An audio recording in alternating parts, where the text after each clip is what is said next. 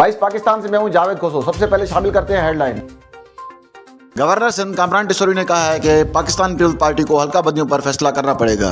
ये उनका वादा भी था और अगर हल्का बंदियां नहीं होती तो कराची वालों का हक मारा जाएगा। लाहौर में मीडिया से गुफ्तगू करते हुए गवर्नर सिंध कामरान टिसोरी ने कहा कि लापता अफराद हमारी पार्टी का बहुत बड़ा मुतालबा है। पिछली हुकूमत के साथ भी इसी मामले पर इलाक किया था और मौजूदा हुकूमत से भी यही उम्मीद है।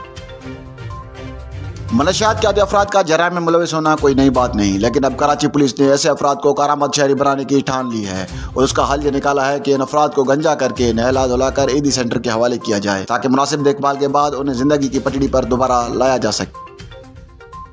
बिलाल कॉलोनी में पुलिस ने कार्रवाई करते हुए डकैत गिरोह के सरगना को साथियों समेत गिरफ्तार कर लिया। पुलिस के मुताबिक गिरफ्तार मुलजिमान में रियाज अहमद, हमाद, बदरू, अरबाज और अयूब शामिल हैं।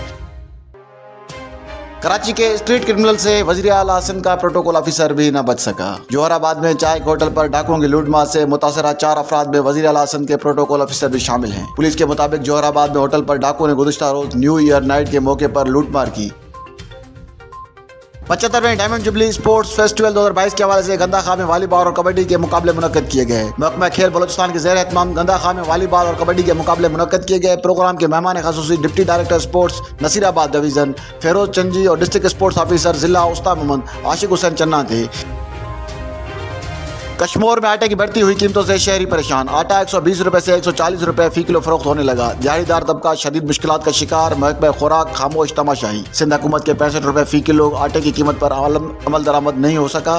कश्मीर भर में कहीं भी कोई सस्ते आटे का स्टॉल नहीं लगा। हेडलाइंस आपने जानी, बढ़ते हैं तफसीलात की जानिब।